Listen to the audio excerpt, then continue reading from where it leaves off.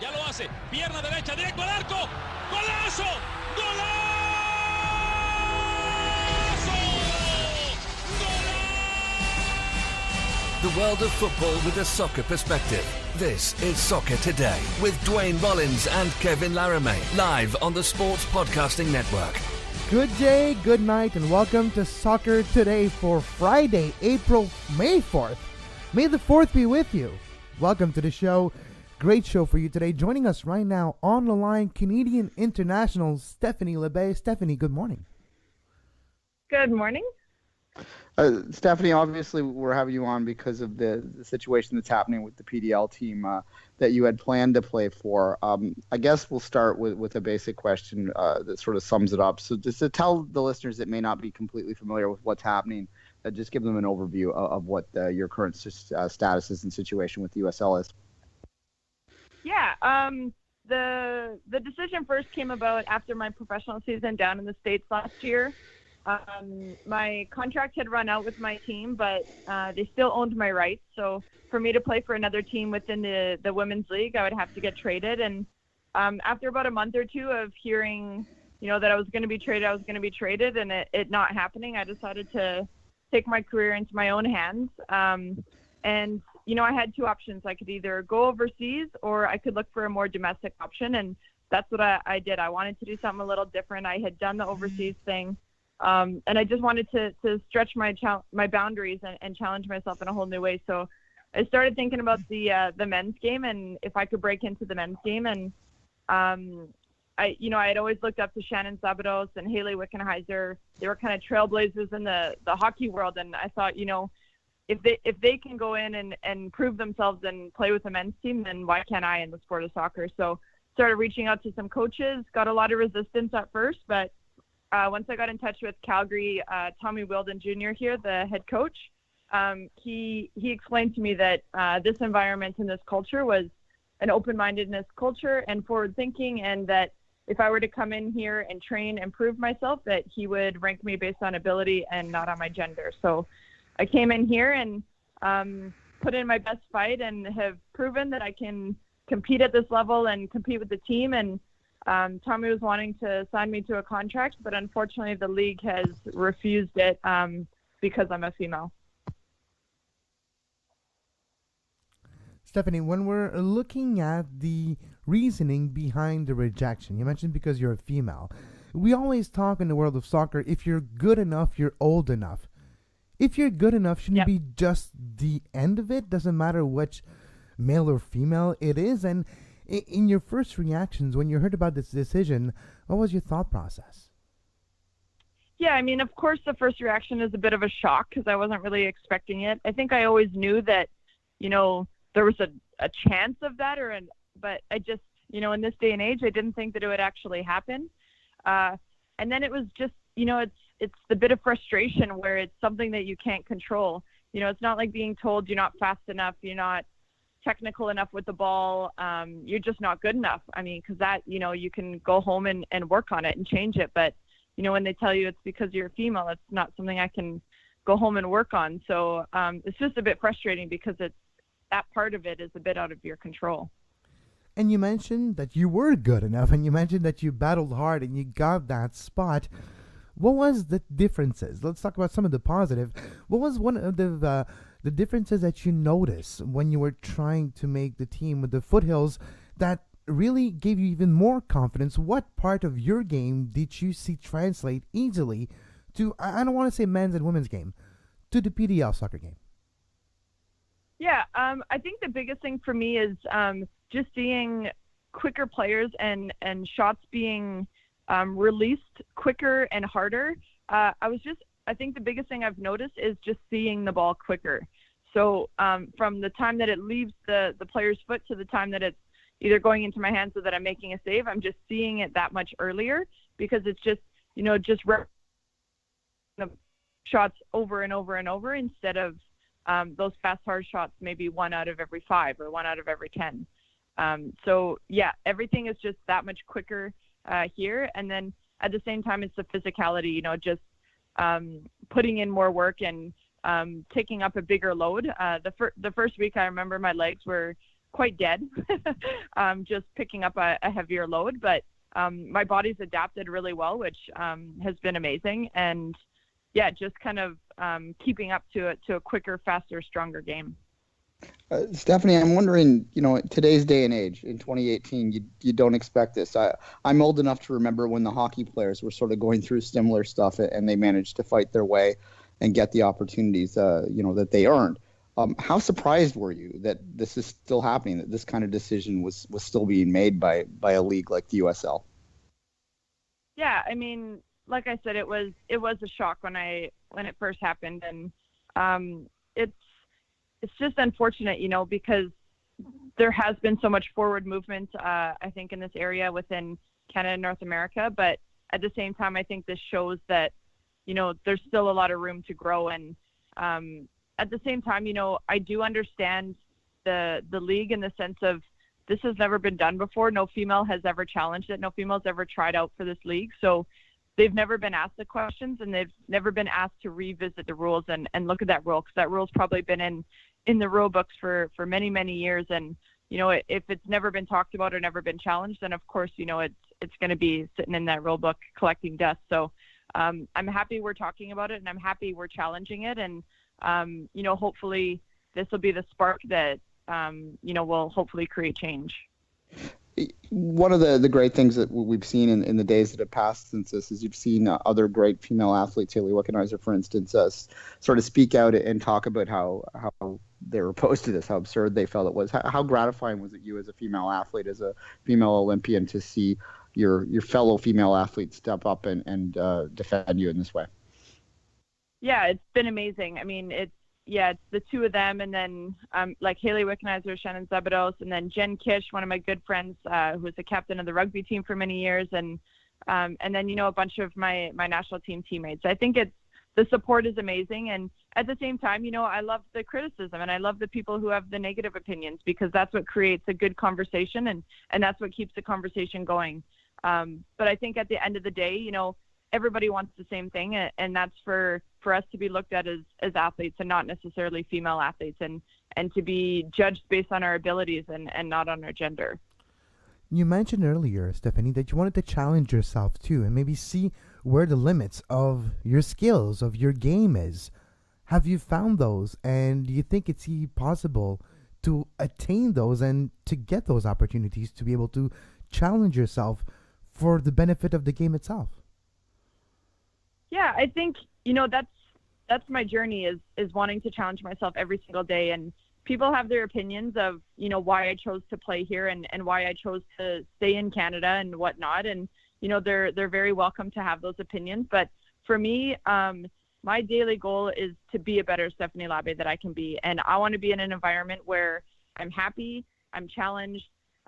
Every single time I step into a situation on the field, I know that it's going to push me to my technical limits and my tactical limits. And, the reasoning for me to come here is because I knew that it would stretch my game. And I have a long-term vision of winning a World Cup with Canada, winning an Olympics with Canada. And for me to do that, I want to be put in the best environment possible that's going to challenge me. And that's what this environment was for me. It's a place where I feel comfortable. The culture that they've created here is unbelievable. It's so professional and top quality, and for me to come in and be accepted by the guys and welcomed into the team like I have been has been pretty surreal. And I think I'm here for the exact same reasons as all the guys, and that's to become a better soccer player and a better person and to help the team succeed. And I think once they saw that, then they the respect came.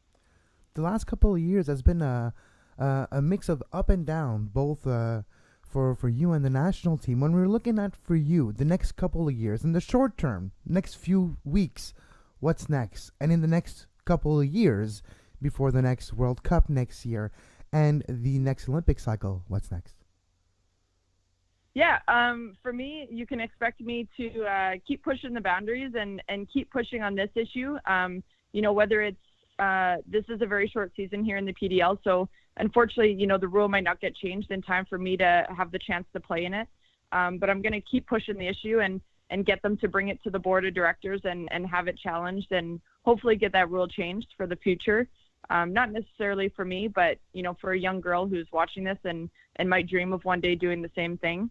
And right now I'm talking to a couple clubs over in Europe, pursuing some pretty exciting options for the summer. So that would go down once the signing window opens in July. So I'm looking for the next step. I'm staying here in Calgary right now and training with this team because this is an incredible environment and I'm having so much fun here. And I feel myself, being challenged and developed every single day. So what better environment to be training and to prepare to go play for a big club in Europe. One thing I don't think that maybe is not getting talked about enough in this particular situation is that perhaps we wouldn't be in this situation if there were professional opportunities for women in Canada. We're seeing a men's league get started next year, well overdue, obviously. We obviously wish that well, but how important is it that league continue to push forward and eventually add a women's side to that? Is that something you think that needs to happen? Oh, definitely. We're one of the top 10 nations in the world we're the only top 10 nation in the world, that doesn't have a women's domestic league. So it's definitely something that we as players want to push for. And the CPL next year is incredibly exciting, and it's huge for Canada soccer and for our men's program. And I'm excited to see, how forward thinking that we can be. And hopefully in a couple of years down the line, we can attach some women's teams to that. And I think that's an absolute dream for us, to be able to play at home in Canada in front of our own fans on a weekly basis, not just once or twice a year with the national team. And, it's amazing for us to even have the opportunity to play down in the States, but it's still, you're playing in someone else's league and in front of someone else's fans. And I think the opportunity to be able to play at home and in front of our own fans would be incredible.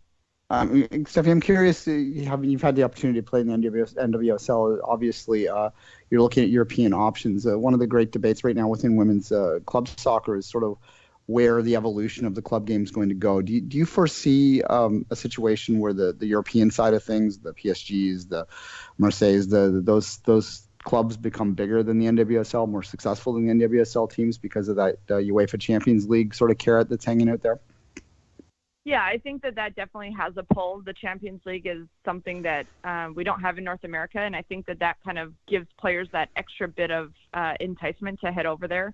And then I think for the majority of players that are not allocated down in the U.S., I think that are not national team players, I think that financially Europe at this time is probably a better option. But I think it's different. The reason why I had an issue with the States was because my contract was over, but my club still owned my rights, so my hands were tied. I wasn't able to talk to any other coaches, and my coach traded for another keeper, and then just kind of held on to my rights, but did nothing with them. So unfortunately, as a player, I was kind of, I had my hands tied, and there was nothing I could do to go to another club in that league other than sit and wait for him to either trade me or drop my rights. And that didn't happen until all the teams' rosters were full. So I think that's the one thing that's a bit tough in the U.S. League is as a player, you don't have as much control over where you're going to go. Fair enough. 13 months to the World Cup in France. Canada, the Canadian women right now, a little under the radar. There's a friendly coming up in Hamilton in the near future. So hopefully our listeners can get out to that one. What is the confidence level of the Canadian women's team right now with their ability to compete at France next summer to potentially get to a final or win it even? Yeah, we're on the right track, and we're extremely confident in our preparation and in what we have inside of us. And now it's just about bringing that out to fruition and bringing it out into performances on the field. And I think that this game against Germany in Canada is huge for us. We have qualifying coming up here in October, and we want to be the best prepared for that. And playing against arguably one of the top nations in the world in our home country is going to be huge. And to have the fans behind us, I think will hopefully spark that bit of excitement and that passion that we may have lacked in our previous game here against France. And I think we're just excited to get back on the field. Anytime we get to play in front of Canada is is a dream, and we absolutely love it and cherish it. So we're excited to go out and put out a good performance and play against one of the top teams in the world. You as a keeper, obviously it's a unique position in the sense that you're competing directly with one of your teammates for the playing time. With Erin's injury, putting her out for a while, gave you the opportunity to come into the number one position. Now that she's healthy again, is that something that you look at as a positive for yourself to be pushed hard by a veteran that has such success as her?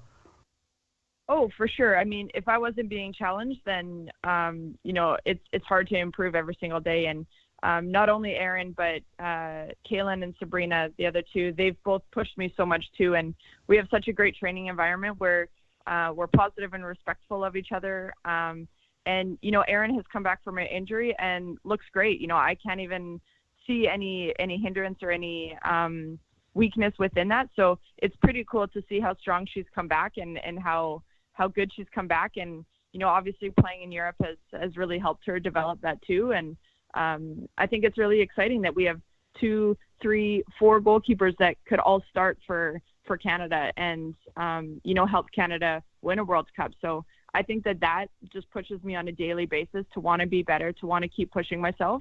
But at the same time, it makes me so confident in our team, in our country, and the goalkeepers we're developing, and what we can help this team do. Yeah, you've been great with your time. Just one last question before I let you get to training. I know you're a little busy this morning.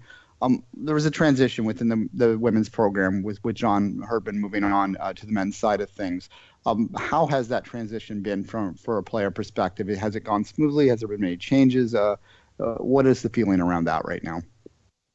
Yeah, I think for everyone, everyone deals with change differently. And for me, I've been on the team long enough that we've had a few coaching changes. So for me, I always see change as good. I always see, when something's going to change, it's going to spark something new. And it's how you go into it. If you go into it with an open mind, or if you're going to go into it and like keep thinking about the past and ruminating about the past, then of course the future isn't going to be as open and positive as you're hoping for. So for me, I've looked at it with a really positive mindset. And, of course, Kenneth has a much different persona than John does.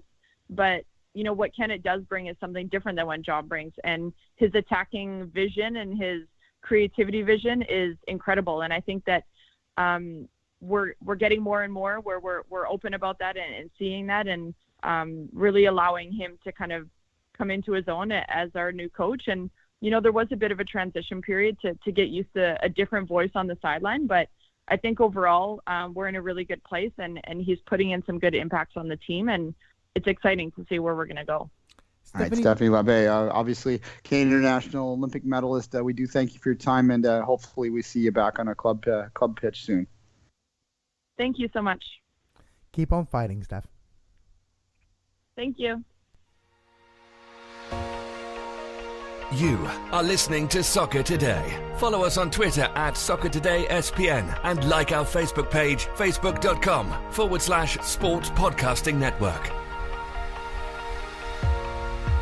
You can find the podcast version of all the shows we do on iTunes, Apple Podcast, Google Play Store, TuneIn Radio, iHeartRadio, and anywhere you get your podcast.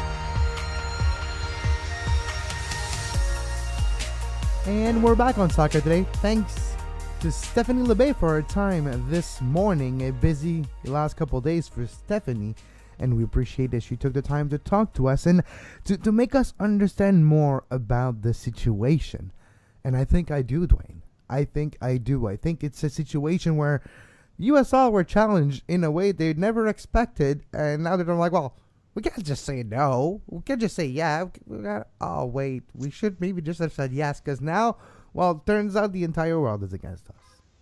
Yeah, and for the record, we did reach out to the USL this morning to see whether they wished to comment on this. The statement we got back was simply that they'd already made their statement, which you can find on the CBC article, which started it all. Basically, they just reaffirmed the fact that they have gender-based eligibility criteria, which is the term that they used, and they wished her well, and et cetera, et cetera, et cetera. You can find the comments if you want, but they didn't wish to comment any further. They did thank us for the opportunity. They weren't rude about it or anything like that, but they didn't wish to further comment right now. Yeah, what I don't understand about this is, and it seems like I'm in a time machine, Kevin. It's like I went through this, 92, 93, when Around 93, Manon the Rhéaume. hockey players were trying to break through. Yeah, Manon Rhéaume, a bit after 93.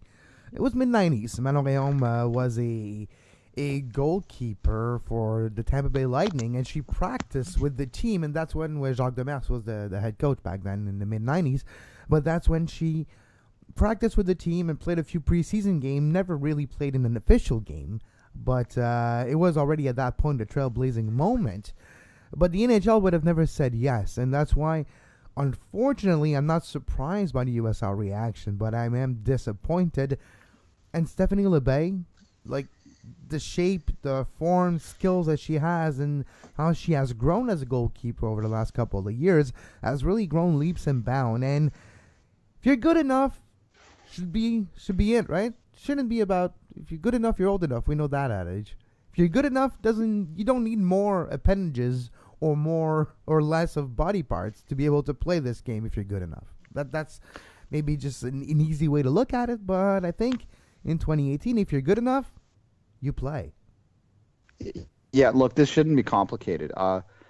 The women's divisions exist, gender divisions exist to make up for biological differences in how men and women are made up. This is the simple truth, to allow women to have an equal opportunity to compete for medals, to compete for championships against other women. That is a fair way to look at it. That doesn't mean that you're going to have, variations in different skill levels, different genetics within females and within males, and doesn't mean that there aren't sports out there that we maybe don't even need the gender divides. But in the case where there is a physicality element that requires it, then that's simple enough. But that doesn't mean that women that are good enough to step up above and beyond the level that they're at.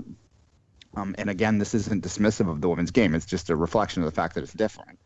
If they want to compete in the men's game, there shouldn't be a divide like that. It should just be soccer with a gender side of things. And I get how some people can get twisted up in knots. I'm getting twisted up in knots trying to say this delicately right now. The bottom line is you should be able to play where you want to play. And the argument you get from certain people is, well, what if a man wants to play in a women's division? And again, this is a qualifier. This is like an age division. And so it's just simply, it's not the same thing, right? It's just not. And anyone with a half brain knows this. Yeah, but it depends what sport. And I do have an idea in my mind where it doesn't, when it is for the benefit of the game. And listening to Stephanie talk, Duane, it's to challenge her as a goalkeeper.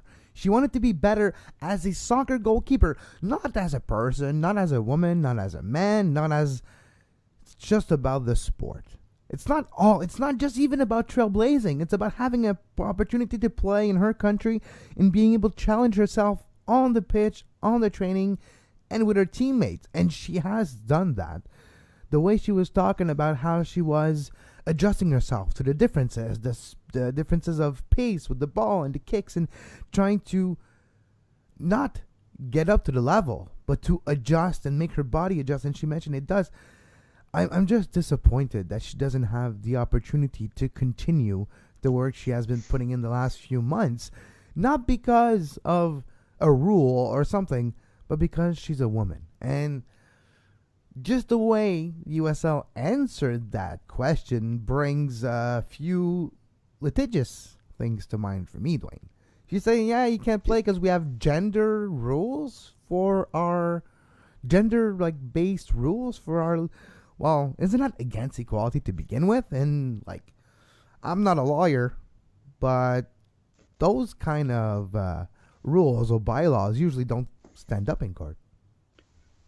Yeah, no, it just seems like a short-sighted decision with the USL. And unfortunately, as I said, they aren't really saying much beyond reiterating the rules at this point. And that's their choice. That's the right to do that. But I think it would benefit them to... Well, but I just don't understand. It doesn't make sense to me. Why is the USL, would you fight this over one player? Why? What are you accomplishing? What is this going to do? Is this really going to open the floodgates up for thousands of women to come into the PDL game? No, it wouldn't. And you know what it does do? It highlighted the fact that they said no. We would not even be talking about this, Duane, if they would have said yes.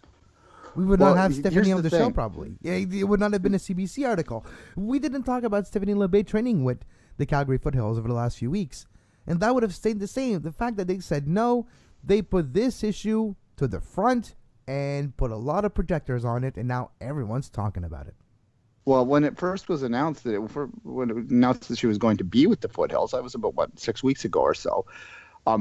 We didn't even put it into the lineup, and not because we don't cover the women's game. We do, obviously. If you listen to us, you know that. It wasn't because we weren't aware of the story. It was just because I editorially didn't think it was a story, because we're in 2018, right? We've seen this before. It's not a story if she plays. It's just, okay, this is an athlete that's trying to push herself or try a different challenge for herself, and good for her, and we'll watch this carefully because it's still a little interesting to us, but by and large it's not really that unique anymore. But then all of a sudden, out of the blue, they make a decision like this, and it's like, oh my God, like I said, it's a time machine moment. I'm going back and I have to talk about it, and thankfully, I mean, I was happy to talk to Stephanie Labbe this morning about the issue, and have an opportunity to chat about her with the national team, because it's not an opportunity we've had in recent days to talk to a Canadian women's national team player. And that, I think, was useful for us. It helped us. But why is she fighting this battle at this particular point, right? Like, this is we know silly. why. And It's them. Is why they're fighting her on the battle. We agree her point of view. We agree that she wants an opportunity. why does she have to is what I meant. Yeah. Why does she have to? And I totally agree. And it's putting her in a delicate situation, too. And when you add the NWSL situation, that if we go back to last year, she had to take a leave of absence because she wasn't happy with how it was going down at her club at that moment, or with her coach, and we all seen the ramification of that, with the coach holding on to her rights, basically blackballing her in a way. It's, yes, this is speculation, the last part I said, but you keep the rights until every other team's rosters are full. Yeah, don't tell me this is not done on purpose. So that fighter attitude, I really hope that stays and that's not eroded by life over the next couple of months. And I truly wish Stephanie Labbe to have an opportunity to play. And if we read between the line, in July in Europe, a big club, she is going to have an opportunity to play. Well, and you listen to that interview. That's an intelligent, articulate young woman that is sure of herself. She's not going to lie down and stop this fight, right? And she's already said that she's going to continue to fight for her right to play in the PDL even after she signs with the European club. The club itself, and Tommy Wheeldon, I spoke to him back channel a little bit. He helped set this up, and I do thank him for this, for that, pardon me. They said they weren't going to appeal the decision for this season because the PDL season is too short. Stephanie, being an athlete first and foremost, doesn't want to cause disruption in her club's season. She doesn't want to hurt the chance for the men that she's playing with to have their best performance, right? And I think that's a nice, refreshing thing as well. So she will continue to train with the team until she moves to Europe. They probably will play a few more friendlies where they'll have an opportunity to get her in, and that will give her some playing time in the meantime. So it's not ideal, but they will find a way through, and she'll find a way through. National team performances in there as well at least the Germany game, and at any rate, for her to get some opportunity to play. Yeah, this is, it's like we said, it wouldn't have been a story if the USL didn't decide bizarrely and strangely to make it a story. And I can't understand, I'm trying to wrap my head around at what point, who in their boardroom decided that this needed to be a hill to die on, and why would they do that? Who had, what? Who hurt them? Why are you doing this? Here's a question, and a devil's advocate question, and maybe I'm fishing for something that's not there, and maybe I'm just looking for trouble. But just an example. If Steph Labbe's name is Hope Solo, do they say no to? If Steph Labbe is American instead of Canadian in the USL, do they say no to? Maybe they do. Maybe they don't. I'm just asking the question. I think I'll answer the question. No is the answer. They don't say no.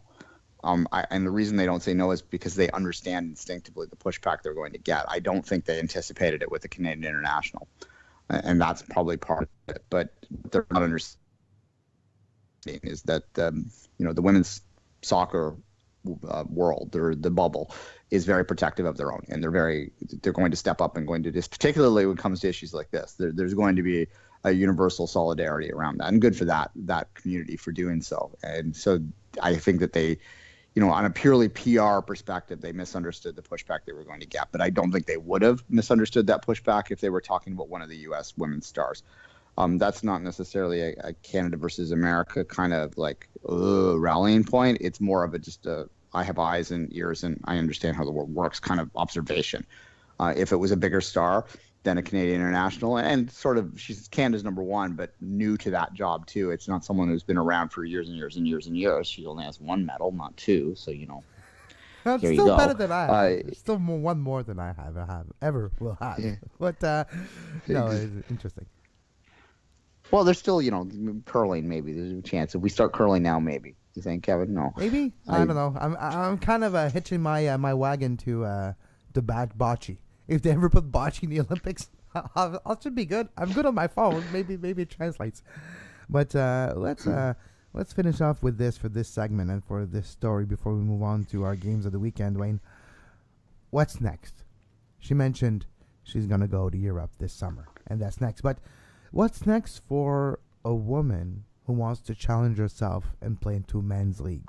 Is it about time we, at least on paper, give the opportunity and find ways to make it happen? At least an opportunity. Yeah, look, I mean, we asked the question with Canadian Premier League and the need to have a women's side of it, and she was pretty blunt about the need for that. The other thing about the PDL, just to bring it back to them for a second, in the USL, is that if the USL still had the W League, which they scrapped, then they might have a slight point.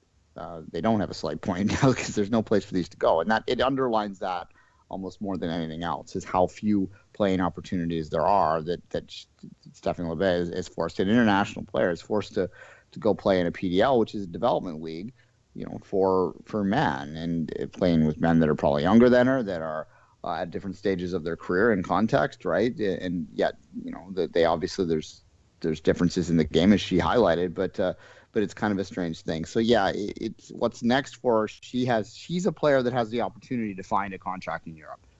Not every player is going to have that same opportunity, and that NWSL rule, which MLS has similar rules that they've addressed a little bit in CBAs over the past couple.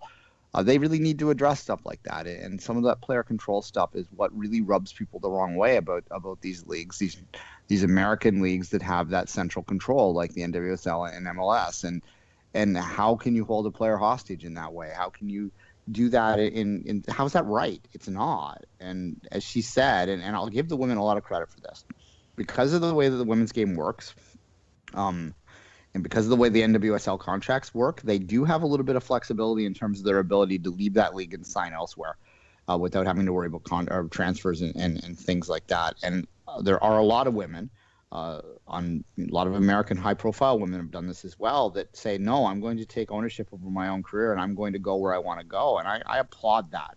And I applaud that Stephanie Labbe took matters into her own hands and continues to do so. And I applaud the fact that she will continue to fight for the right for not necessarily herself, but others that follow her to have that opportunity to do something similar in the future if that is what they wish to do. So, yeah, glad I had an opportunity to talk to her today. I left more impressed by her than I did going in, and it wasn't that I wasn't impressed by her going in. So I hope you enjoyed that interview, folks. Exactly. We'll take a quick break, and we'll come back with our games of the weekend.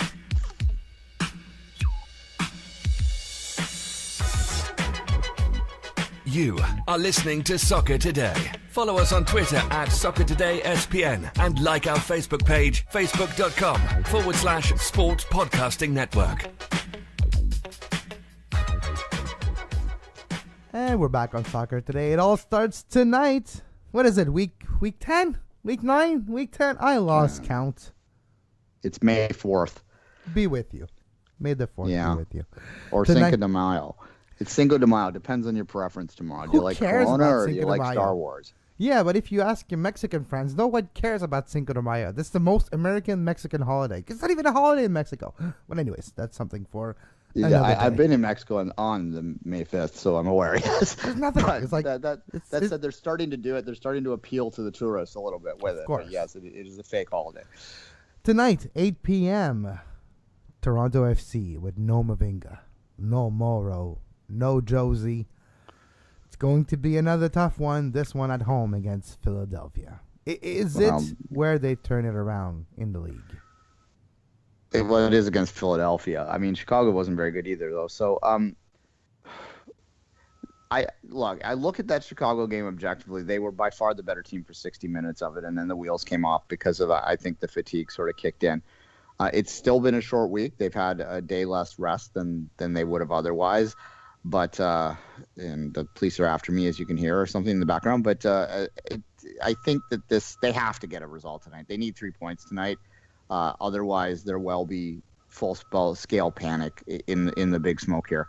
And it will, you start to look at just purely the points that they've dropped and how far back they are at this particular time. And you start to really do the math and go, okay, they have to play like 175 points per game just to make the playoffs at that point. And they're capable of it, but you don't want to have to rely on it, Kevin. No, you don't want to have to rely on it, that's for sure. And time is going quickly, like we mentioned. We're already Week 9, Week 10, anyways. We're almost a third of the season down. So time is becoming an issue for Toronto if they don't start to rack up the point. But they're not the only team to do so. Another team that needs to rack up the point and quite quickly, not as bad as Toronto, but only 6 points, is the Montreal Impact. And they're playing tomorrow at 1 p.m. versus New England at home. And Duane, before the LAFC game, I was talking about how Montreal in their next 5 games, there's 2 games they cannot drop. And there's games at home against teams that are either beatable or around them or close to in the standings. One of those is tomorrow against New England. Yes, you dropped points last weekend. Yes, you lost to LAFC at home and you lost on the road last week to Atlanta, even though you had the lead for 70 minutes. Still Atlanta, and they still finished with a lot of goals.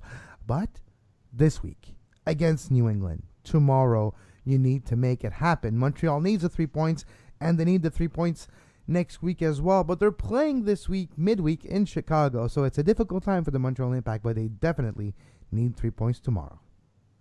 No, for sure. I mean, the Impact, they need to defend is what they needed to do tomorrow more than almost the 3 points, obviously. That goes without saying, but I think what they need is a strong defensive performance. Yeah, you need a clean sheet and 3 points, and please, no penalties. Can we have a game with no penalties, please? It's 2.6 point goals per game they're allowing right now, which is... Don't even want to look. And Bush has been playing well. It's not even his fault. I think 2 goals in the entire season. 2 goals out of the 25 allowed by Montreal's were his fault. So no, it's the center of the back line. The midfield that don't pick up the guys coming way too fast for the guys in the center of the back line. But anyways, this reminds me a little bit of Minnesota's start to the season last year. Now they were a little worse. Minnesota was at the start of last year. 7-0 or 7-1 in their first or second game or something. Yeah, it was pretty bad. 5-0 was one of them. I know that. I think it was their first ever game was 5-0. But or 5-1. Man, they scored. I think it was 5-1. Anyway, a lot of goals. It hasn't been really, and it has been a season where there's a lot of teams allowing a lot of goals. So maybe the 2.6 is a little exaggerated just because of the nature of the play right now, but it's still bad. It's still the worst in the league, and it's got to be better. And I don't want to say something as simple as maybe, they lose 1-0. That might be okay, but in some ways it wouldn't be great and no one would be happy, but at least it wouldn't be, they'd be addressing the defensive liabilities a little bit. So that's what they need to do more than anything else. And if you take care of that side of things, I mean, they've got players like Piatti that can break a game open. That's the great advantage Montreal does have because they've got a game breaker that so many teams struggle to find. So if they can figure out their skeleton, they can figure out their spine, then this team could be okay in the second half. But they got to figure that out quick. Yep, they don't have a lot of time. And then we go to New York. Is it red? Is it blue? Is it New York? Purple. Is it New Jersey? It's New Jersey. It's purple. It's purple. New York is dirty. That's what it is, but that's something else. It's gray. A lot of dust. But that's something else. New York. Actually, New York is pinstriped is what it is, but nonetheless. New York is pinstriped. New York has a new head coach, but that's basketball. And that's David Fiesdale, and take that for data. But an interesting game at Red Bull Arena. Probably like around 100 people in the stands. But it'll be fun.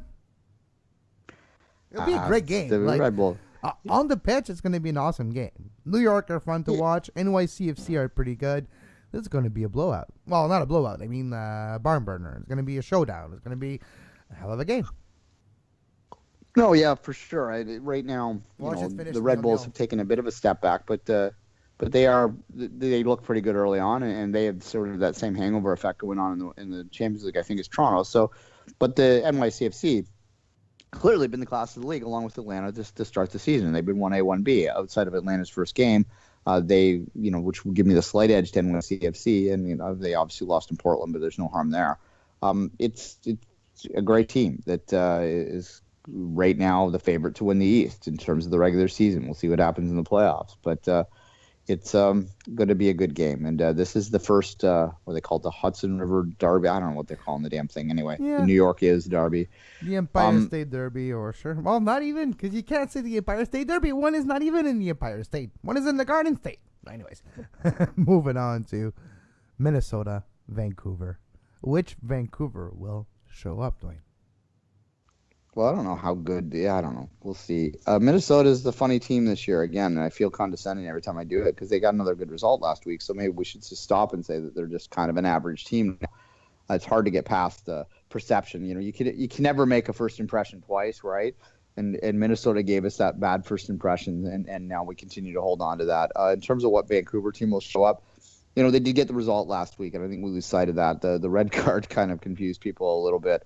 But they did get the result to turn things around a little bit. Maybe what we're going to see this year with the Whitecaps, as long as they don't have, impending, implosions within the dressing room, which we weren't entirely sure of after those two back-to-back stinkers they put on.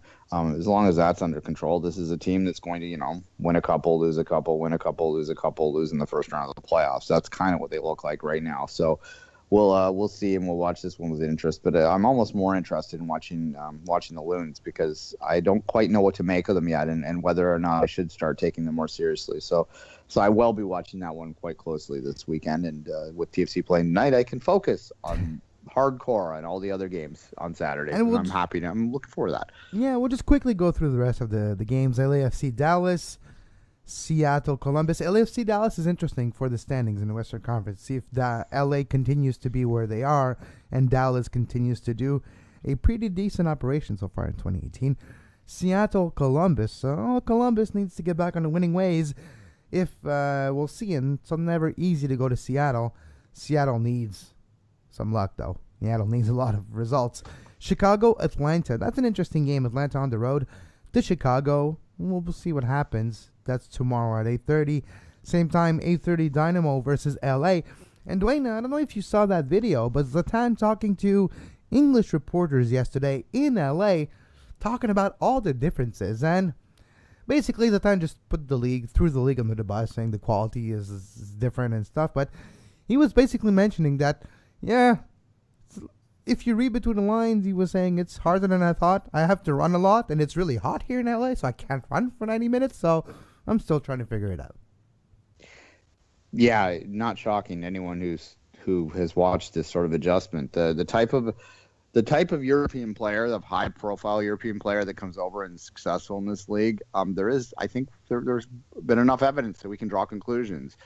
It's generally players. With Robbie Keane might be the one exception because Robbie Keane had a fairly successful European and came over here and really worked his ass off and was maybe the most effective DP signing of all time. I mean, before Giovinco anyway, and you can sort of argue one way or the other there. But then you look at a guy like Giovinco coming over and the success he's had. He was a player with a chip on his shoulder, both because of his size and because of the fact he was a bench player at Juve, and he's been able to be successful. You look at David Villa, who's never really been that superstar outside the boundaries of the game that he has been before he came over here. And he maybe, I don't know if he had a chip on his shoulder, but he certainly had a work ethic that was determined because of that. He was a player that wasn't quite as fancied as a guy like Zlatan, who's a media creation, is a media superstar. So those are the guys that have been successful. You bring the big names over. And Beckham had an adjustment period as well. To Beckham's credit, he did actually play very well at the end of his career in MLS and did figure out how to play over here. So, and I think maybe he doesn't get enough credit for that sometimes. But certainly he started kind of weak. And Zlatan, it's not shocking to me that he's maybe going, oh, this is harder than I thought it might be. It's like the Steven Gerrard phenomenon over here, where Gerrard just never even, I'm not even going to. Speaking of, it's official. He is now the Rangers manager. So Glasgow Rangers got a new manager in Steven Gerrard. Good luck with that. And it's he's going to have another Canadian to manage too, because Scott Arfield is highly linked towards that, and of course Steven Gerrard was a big part of Millar's Liam Millar signing Miller and Millar's. Yeah, so there you go within Liverpool. So yeah, that's a good move for Gerrard to go to a level like that where. But then again, I don't know. It who knows? It's Rangers. We don't really talk about Scottish Premier League very much here. But. I think it's a good move for Celtic too, because it's going to make sure that Celtics wins everything next year too. Anyways, Kansas City, Colorado, 8:30 tomorrow, and to finish the games on Saturday, San Jose and Portland at 10:30 on Sunday. A few interesting games. Well, one, we got Orlando at home at 5 p.m. versus RSL, and that's the game of the weekend, Duane.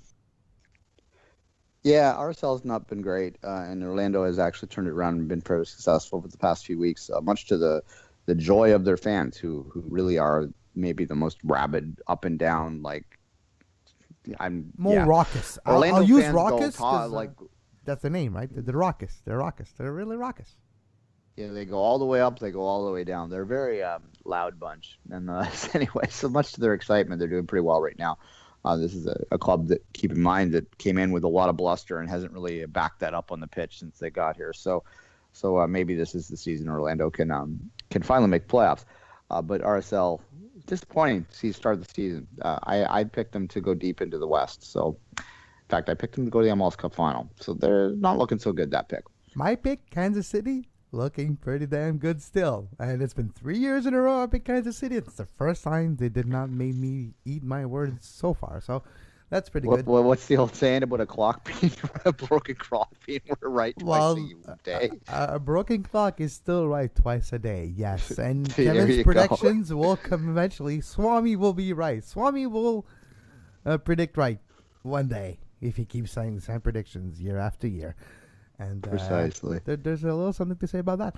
As always, you can follow Duane on Twitter at 24th Minute and myself at Kev Laramee. If you like the interview we had with Stephanie Labbe, her head coach right now, Tommy Wheeldon, was on our Two Solitude Soccer podcast show earlier this week. For patrons only, $2 a month will give you access to the Two Solitude Soccer podcast and gives you more information on Canadian soccer, the Canadian Premier League, a lot of scoops, news, and breaking news. You'll find this on patreon.com/sports podcasting network. And if you want to give more than $2 a month to encourage Duane and us technical side, you want Duane to have a better audio quality, you want us to make sure that we have better videos, better research, more collaborators, be able to hire researchers eventually. All this needs your help. And when you do help us, we appreciate it a lot. And as always, I'm wishing you a great soccer. You can find the podcast version of all the shows we do on iTunes, Apple Podcast, Google Play Store, TuneIn Radio, iHeartRadio, and anywhere you get your podcast.